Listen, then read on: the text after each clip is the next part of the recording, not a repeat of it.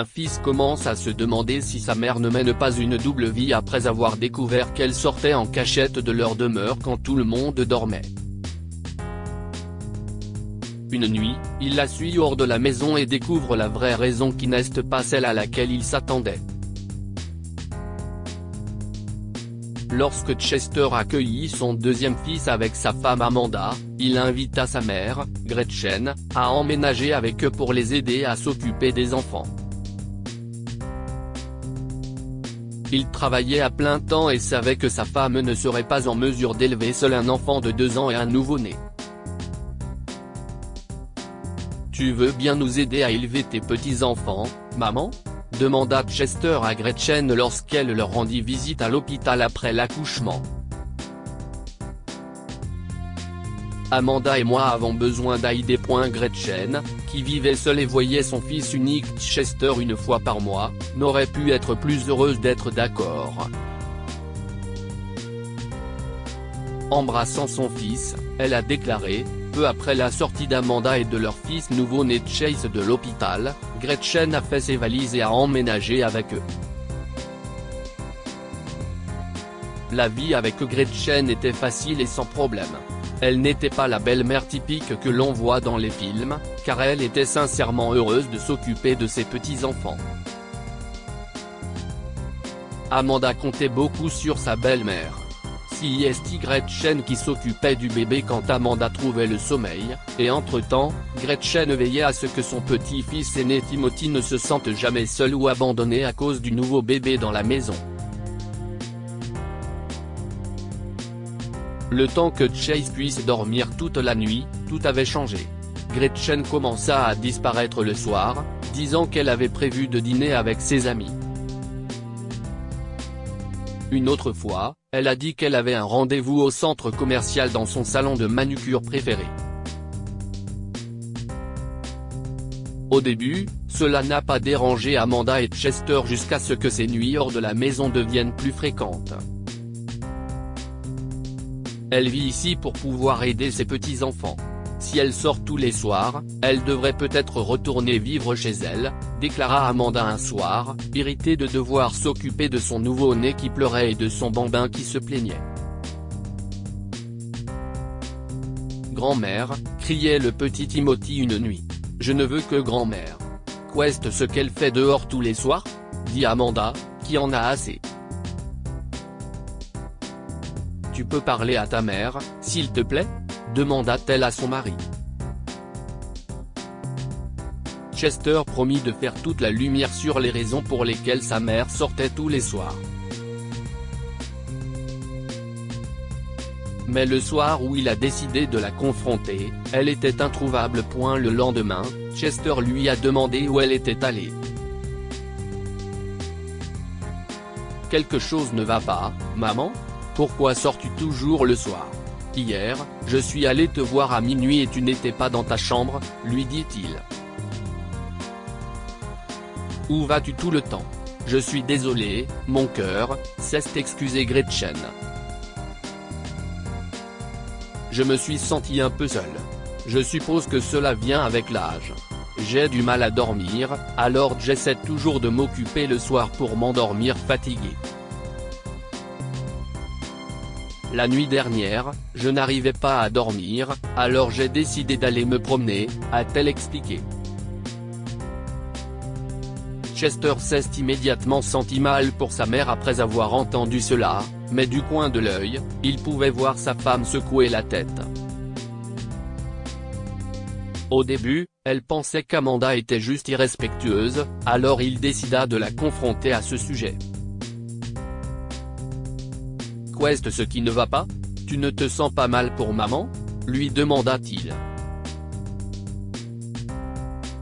Amanda secoua à nouveau la tête. Elle ment, Chester, dit-elle à son mari. Comment peux-tu l'accuser de mentir ? Argumenta Chester. Qu'est-ce ce qu'elle pourrait bien en tirer ? Je ne sais pas, Chester. Elle ne veut probablement pas que nous sachions ce qu'elle fait la nuit. Quelqu'un a utilisé mon parfum préféré hier soir. Je le sais parce que le bouchon a été enlevé. quelqu'un a aussi réarrangé mon maquillage après l'avoir utilisé. Maintenant, dis-moi, ce n'était pas toi, et ce n'était certainement pas Timothy. Qui d'autre aurait pu faire ça ? Demanda-t-elle à son mari. En entendant cela, Chester commença alors à croire sa femme, sa mère lui avait peut-être menti après tout. Cela ne lui ressemblait pas de sortir tous les soirs, surtout lorsqu'elle se trouvait avec ses petits-enfants. Il se passait quelque chose. Le soir même, Chester décida que s'il surprenait à nouveau sa mère à sortir furtivement de la maison la nuit, il la suivrait. Lorsqu'ils eurent fini d'endormir Chase et Timothy, ils firent semblant d'aller se coucher.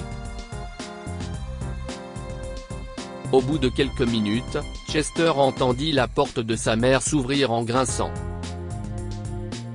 « Je te l'avais dit, Chester, elle sort encore en cachette de la maison », murmura Amanda. Chester et Amanda regardèrent Gretchen quitter la maison par la fenêtre. Elle portait une robe noire, une paire de talons compensés et avait les cheveux séchés. « Tu vois ce que j'ai voulu dire ?» dit Amanda à son mari. « Elle est bien habillée. » Ce n'est certainement pas pour une promenade de minuit. Maman mène-t-elle une double vie ? Qu'est-ce ce qu'elle peut bien faire tard dans la nuit, habillée de la sorte ? se dit Chester. Voyant Gretchen s'éloigner, Chester la suivit à quelques mètres. Ils marchèrent quelques rues jusqu'à ce qu'elle s'arrête devant une maison inconnue. Qu'est-ce ce qu'elle fait ? se dit Chester. Gretchen frappa à la porte tandis que Chester se cachait derrière un arbre. Il ne savait pas à quoi s'attendre du rendez-vous de minuit de sa mère, ce qui le rendait très nerveux. Avant qu'il ne puisse penser à quoi que ce soit d'autre, un homme plus âgé ouvrit la porte et sourit à Gretchen. « Je t'ai attendu toute la nuit, » lui dit-il. « Ce n'est pas possible. Elle ne peut pas être une escorte. » pensa Chester, qui commençait à paniquer. Il se précipita vers la porte, faisant sursauter Gretchen et l'homme âgé. « Maman. Arrête. Qu'est-ce ce qui t'arrive ? Pourquoi tu fais ça ? demanda-t-il en essayant de la dégager de l'emprise de l'homme. Les yeux de Gretchen s'écarquillèrent à la vue de son fils. « Chérie, que fais-tu ici ? » dit-elle, surprise. Amanda et moi commencions à nous demander pourquoi tu sortais tous les soirs. J'ai donc décidé de te suivre. Qui est cet homme ? Est-ce qu'il te force à faire quelque chose ? As-tu des ennuis ? demanda-t-il à sa mère, tout en essayant de l'éloigner de l'homme. Chérie, dit encore Gretchen. Si est mon petit ami, Grégory. Nous sommes ensemble depuis environ 1 an, dit-elle en tenant la main de l'homme. Quoi ? Un petit ami ? Pourquoi ne m'as-tu pas dit la vérité alors ? s'étonna Chester. Gretchen regarda son fils nerveusement et dit, Chester s'est senti terriblement malheureux que sa propre mère ne se sente pas assez en sécurité pour lui dire la vérité. Il s'est dit que cela avait quelque chose à voir avec la façon dont lui et sa femme Amanda la traitaient, et il a donc décidé de changer. On n'est jamais trop vieux pour l'amour, maman. Je suis vraiment désolé que tu aies ressenti le besoin de me cacher cela. Nous devrions être tes premiers soutiens. Après tout, nous voulons juste que tu sois heureuse, lui a-t-il dit. J'espère que tu ne penses pas que je ne suis pas heureux de vivre avec toi, Amanda et mes 2 petits-enfants. Je vous aime tous énormément. Si est juste que vous êtes là l'un pour l'autre, et je suis seul à la fin de la journée. J'espère que vous comprenez. Grégory ici me rend très heureuse, commença-t-elle à dire à son fils. Chester acquiesça et lui assura qu'il comprenait.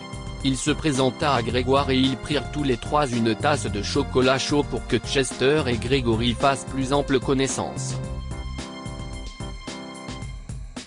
Le lendemain, Chester invita Gregory chez eux.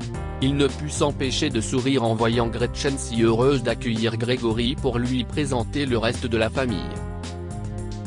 « Je suis très heureux d'être ici », dit Gregory en rencontrant Amanda et les deux enfants. « Maman, tu aurais dû nous dire que tu avais un petit ami. Je suis tellement contente pour toi », lui dit Amanda. « Comment vous êtes-vous rencontrés ?» Gretchen et Gregory se sont regardés affectueusement avant de raconter leur histoire. « Nous nous sommes rencontrés au supermarché, en fait », commença Gregory. « J'étais tellement impressionné par cette belle femme qui était en train de choisir des bonbons. Je me suis dit qu'elle devait avoir une famille. Sinon, pourquoi serait-elle en train de choisir des bonbons ?» Gretchen rit et continue de raconter le reste de l'histoire. « Oui, j'ai surpris cet homme en train de me regarder et j'ai décidé de lui demander si je pouvais l'aider en quoi que ce soit. Il n'a pas pu s'empêcher de dire la vérité. Dis-leur ce que tu as dit, Gregory, dit Gretchen. Je lui ai dit, je suis désolé, j'étais juste hypnotisé par votre beauté, poursuivit Gregory. Le visage de Gretchen est devenu rouge instantanément, et j'ai su à ce moment-là qu'elle était célibataire. Chester et Amanda se sont regardés en souriant. Ils pouvaient voir à quel point Gretchen et Gregory étaient amoureux l'un de l'autre, et ils ne pouvaient pas être plus heureux pour leur mère. Depuis ce jour, Gretchen n'a plus besoin de cacher quoi que ce soit à sa famille. Elle sortait avec Gregory en toute tranquillité, ce qui la motivait à passer encore plus de temps avec ses petits-enfants sans que Chester ou Amanda ne le demandent.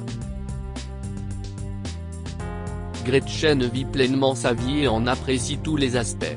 Bientôt, Gregory demanda la main de Gretchen et ils se marièrent lors d'une simple cérémonie civile. Amanda et Chester ont organisé leur réception de mariage à la maison, qui était tout ce dont Gretchen aurait pu rêver. « J'ai tout ce dont je pourrais avoir besoin », déclara-t-elle en portant un toast pendant le dîner de mariage. « J'ai un mari aimant, un fils et une fille attentionnés, et les plus beaux petits-enfants. Je suis vraiment béni. Que pouvons-nous apprendre de cette histoire ? Il n'est jamais trop tard pour trouver le grand amour. » À 56 ans, Gretchen ne pensait pas qu'elle retrouverait l'amour un jour, jusqu'à ce qu'elle rencontre Gregory au supermarché. Il lui a fait croire à nouveau à l'amour, et ils ont fini par vivre heureux jusqu'à la fin de leur vie ensemble. Il est essentiel de prendre soin de soi et de s'isoler. Au début, Chester et Amanda ont jugé Gretchen parce qu'elle était toujours hors de la maison sans se rendre compte qu'elle le faisait pour son propre bonheur. En fin de compte, ils ont réalisé que ce n'était pas la seule responsabilité de Gretchen de s'occuper de ses petits-enfants, elle avait aussi d'autres choses à faire et d'autres personnes à aimer. Partage cette histoire avec vos amis. Elle pourrait égayer leur journée et les inspirer.